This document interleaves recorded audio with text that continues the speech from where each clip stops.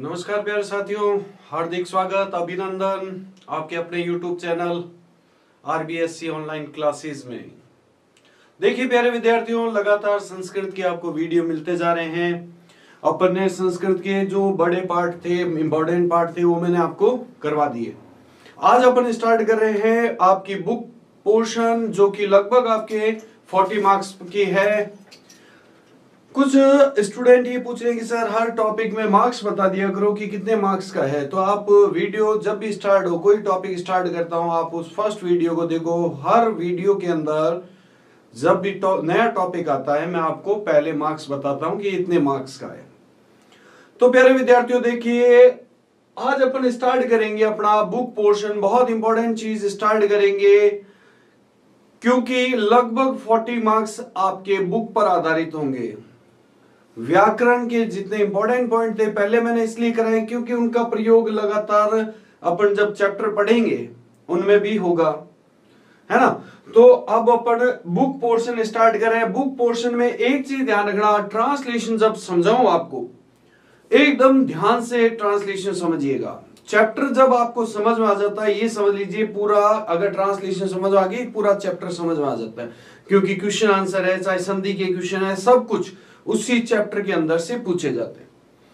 और हिंदी अनुवाद समझना इसलिए भी आपके लिए महत्वपूर्ण है क्योंकि जो आपके 13 मार्क्स हैं वो आपके हिंदी अनुवाद पर निर्भर है। 13 मार्क्स कैसे?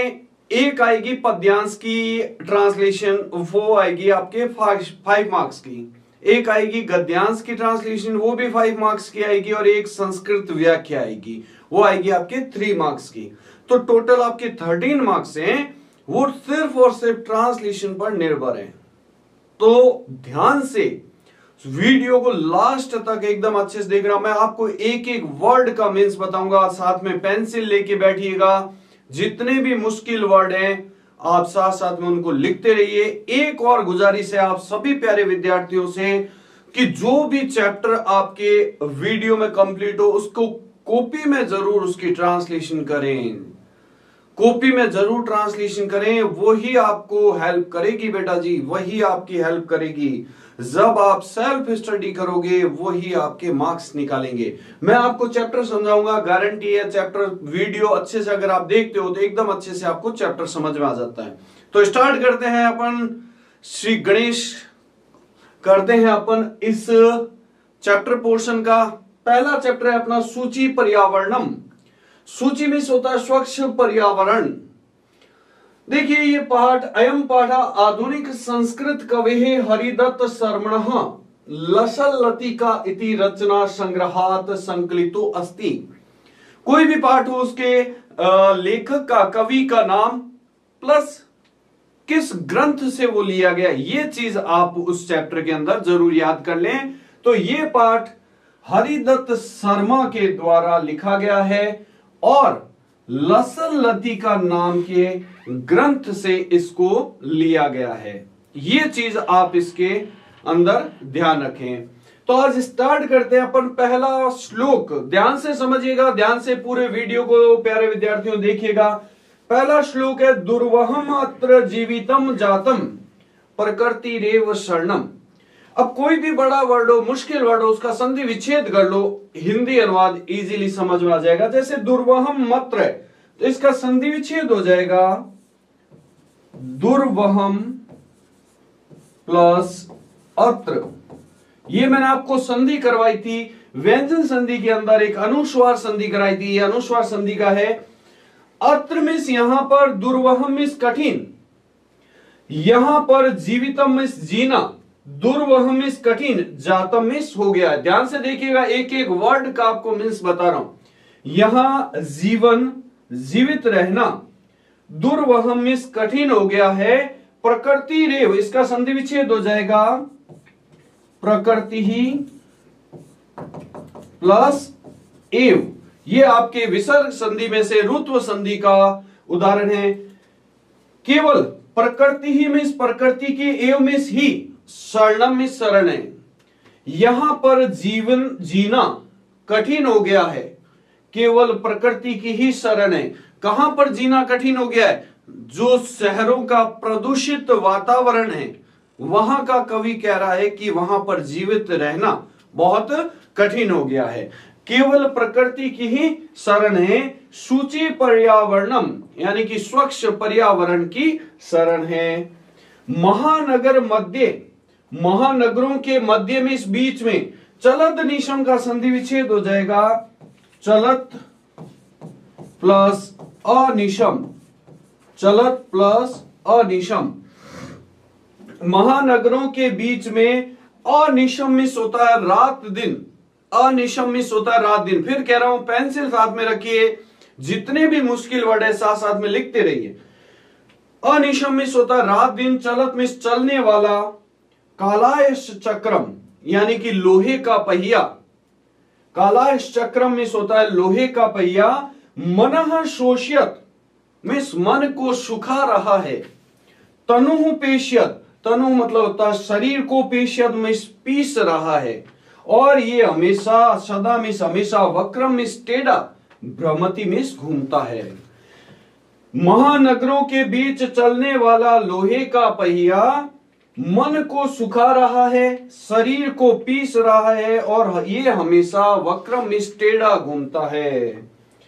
दुर्दांते दशे अमुना श्यानेव जगत शरणम, जगत में संसार की निश्चित ही, दुर्दांते दशा मतलब बहुत बुरी दशा हो गई है, इस संसार की निश्चित ही बहुत बुरी दशा हो गई है।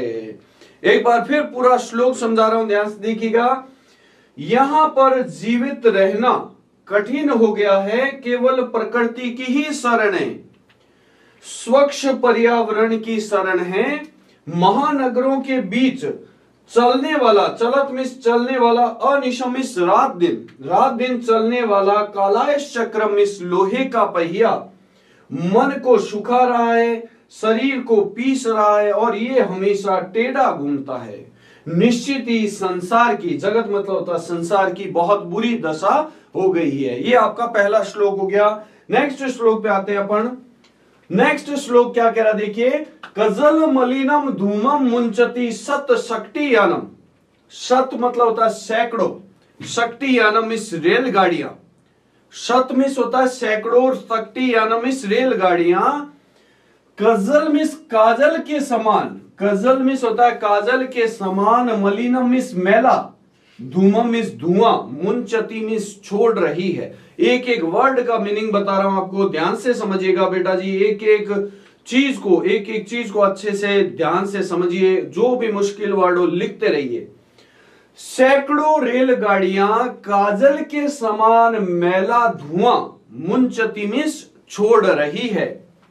वाष्पयान माला, सैकड़ों गाड़ियां काजल के समान मैला धुआं छोड़ रही है, और वाष्पयान माला सधावती वित्रंती ध्वानम, और वाष्पयान माला मिस होता है रेलगाड़ियां, शक्तियान मिस गाड़ियां, और वाष्पयान माला मिस रेलगाड़ियां, ध्वानम मिस ध्वनि करती हुई, वितरंती मिस करती हुई, सधावती मिस दौड़ रही है, और रेलगाड़ियां बहुत तेज ध्वनि करती हुई दौड़ रही है। तो यहां पर गाड़ियों से तो हो रहा है वायु प्रदूषण, और रेलगाड़ी से हो रहा है ध्वनि प्रदूषण। याना नाम पंक्तियों ही अनंता, ही अनंता का संधि विच्छेद हो जाएगा, ही प्लस अनंता, ही प्लस अनंता, ये आपके यर्ण संधि का उदाहरण है। गाड़ियों की, याना नाम मतलब होता है गाड़ियों की, पंक्तियों में पंक्तियों के कारण, गाड़ियों की लाइनों के कारण, सशरणम मिस चलना भी, कठिनम मिस कठिन हो गया है, अनंता मिस होता है अनेक, गाड़ियों की लाइनों के कारण, पंक्तियों के कारण चलना भी कठिन हो गया। शहरों के अंदर आप देखते होंगे कि गाड़ियां लगातार खड़ी रहती है, तो उस गाड़ियों के कारण ये कह रहा पैदल चलना भी कठिन हो गया है। एक बार फिर वापस बता रहा हूं श्लोक को कि सत में सैकड़ों, शक्ति यानी मिस गाड़ियां काजल के समान मैला धुआं मुंचती में छोड़ रही है, और वाष्पयान माला में रेलगाड़ियां, वाष्पयान माला में रेलगाड़ियां तेज आवाज करते हुए, ध्वानम में होता तेज आवाज करते, तेज ध्वनि करते हुए धावती मीन्स दौड़ रही है। और याना नाम अनंत पंक्तियों, गाड़ियों की अनेक पंक्तियों के कारण, अनेक लाइनों के कारण मिस चलना भी कठिन हो गया है। तीसरे श्लोक पे आ जाइए, एकदम ध्यान से समझिएगा। वायुमंडलम भ्रशम दूषितम न ही निर्मलम जुलम। वायुमंडल भ्रशम मीन्स अत्यधिक, दूषितम मीन्स दूषित हो गया है। वायुमंडल अत्यधिक दूषित हो गया है और न ही कहीं पर निर्मल मतलब स्वच्छ जल मिलता है, न ही कहीं पर स्वच्छ जल है। वायुमंडल अत्यधिक प्रदूषित हो गया है और न ही कहीं पर स्वच्छ जल है। कुष्यत वस्तु मिश्रितम भक्ष्यम, भक्ष्यम मिस होता है भोजन में, भक्ष्यम मिस भोजन में, कुष्यत मतलब बुरी वस्तुएं, मिश्रितम मिस मिल गई है। खाने के अंदर मिलावटी चीजें जो है अलग अलग तरह की वो मिला दी गई है, इसलिए खाना भी क्या हो गया, प्रदूषित हो गया है। तो भक्ष्यम इस भोजन में बुरी वस्तुएं, कुत्सित मतलब होता है बुरी वस्तुएं, मिश्रितम इस मिला दी गई है। और ये धरातलम इस धरती भी, समलम इस मैली हो गई है, और ये धरती भी कैसी हो गई है, मैली हो गई है। इसलिए कवि क्या कह रहा है, कर्ण्यम बहिरंतः जगति, बहिरंता का संधि विच्छेद हो जाएगा, बहि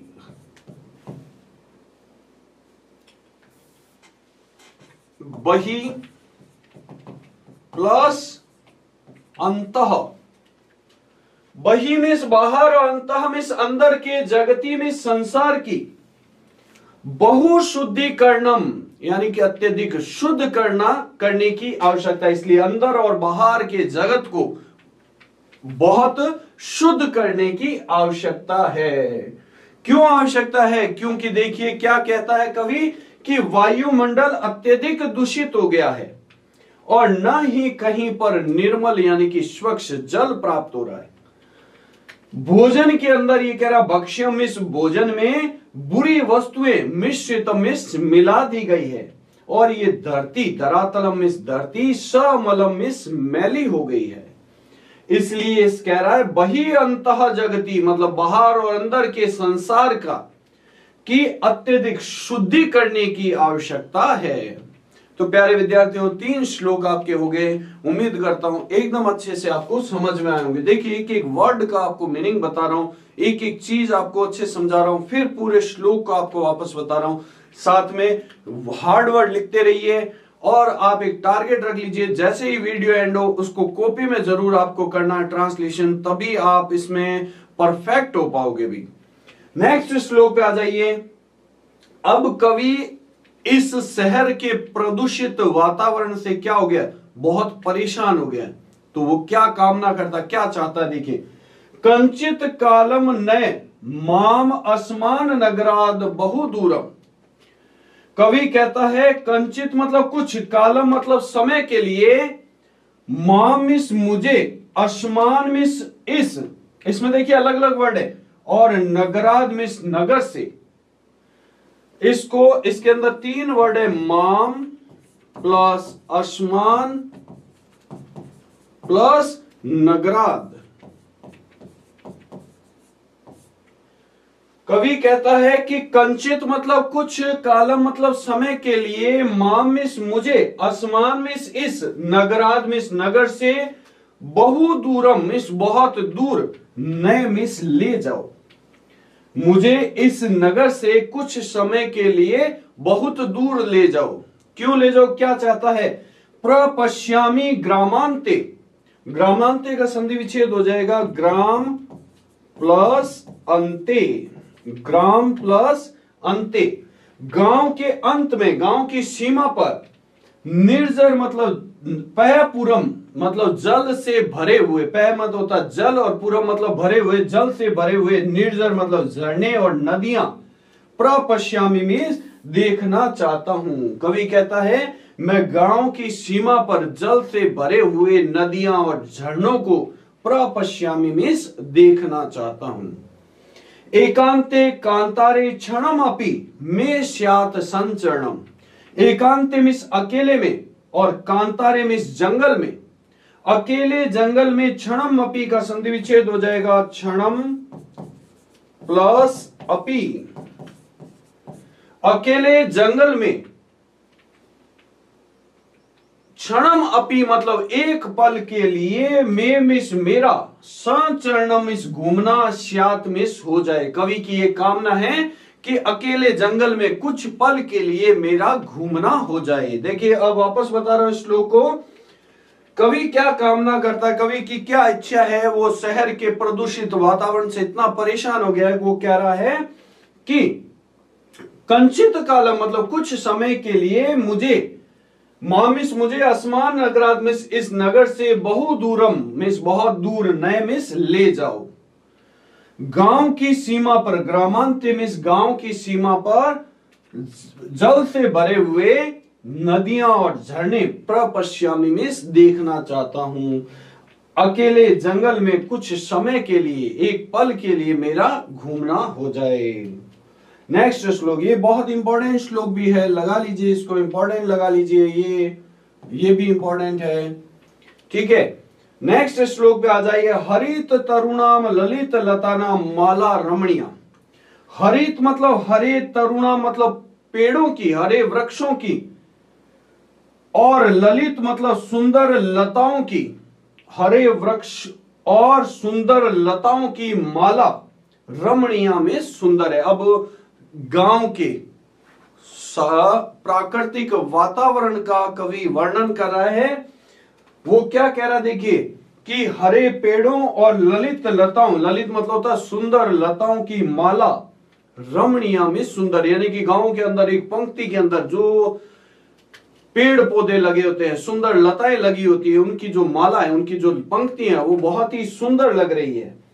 कुसुमावली समीर चालिता, श्यानी, श्यात प्लस में, श्यानवे का संधि विच्छेद हो जाएगा, श्यात प्लस में। समीर मतलब होता है हवा के द्वारा, चलिता, चालिता मीन्स चलाई हुई, हवा के द्वारा चलाई हुई या हवा के द्वारा हिलाई हुई। कुसुमावली, कुसुम मतलब होता है फूलों की, वली मतलब डाली का, में मिस मेरे द्वारा, वर्णीय मतलब स्पर्श, श्यात मिस हो जाए।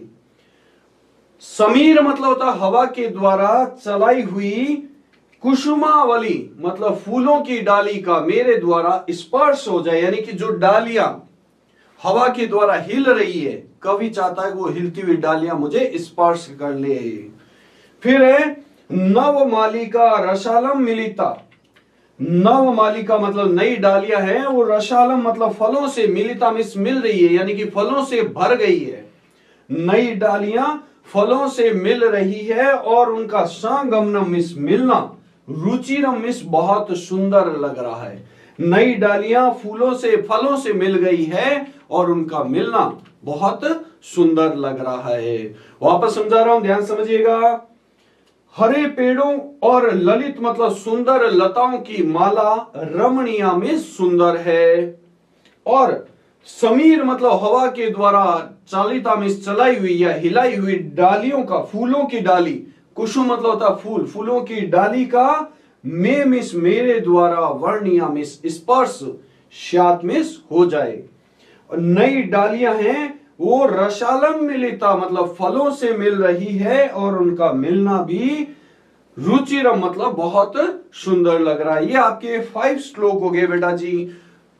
एकदम अच्छे से वीडियो को देखते रहो, एक एक वर्ड को आप समझते रहो, कोई दिक्कत नहीं आएगी, आपको चैप्टर अच्छे से समझ में आ जाएगा। नेक्स्ट श्लोक पे चलिए। नेक्स्ट श्लोक अपना क्या कह रहा है, कवि क्या कहता है अपने आसपास के रिश्तेदारों से, भाई बंधुओं से क्या कह रहा है कि आई चल बंधो, कि हे बंधु, चल मिस चलो। खग कुल कुलरव, खग मिस पक्षियों के कुल द्वारा, पक्षियों के कुल के कलरव मतलब शोर से या उनकी आवाज से, गुंजित मतलब गुंजायमान, वन देश में चलो। कवि कहता है कि अरे भाइयों, पक्षियों की आवाज से गुंजायमान वन देश में चलो। पुरह कलरव सा भ्रमित जनेभ्यो। पुरह मतलब होता शेर, शहर के, नगरों के, कलरव मतलब शोरगुल से, पुरह मतलब होता है शहर के या नगरों के, कलरव मतलब शोरगुल से, संभ्रमित मतलब भ्रमित हुए, जनेभ्य मतलब लोगों के लिए सुख का संदेश धृतमेश धारण करें। शहर के शोरगुल से भ्रमित हुए लोगों के लिए सुख का संदेश धारण करें। चाकचिक्य जालम, चाकचिक्य जालम मतलब होता है शहर की चकाचौंध। चाकचिक्य जालम का अर्थ होता है शहर की चकाचौंध। शहर की चकाचौंध जीवत रस हरणम, जीवन के रस का हरण, नो कुरियात मतलब नहीं कर ले। कहीं कवि को ये डर लग रहा है कि कहीं ये शहर की चकाचौंध है वो जीवन के रस का हरण ना कर ले। वापस देखिए इस श्लोक को।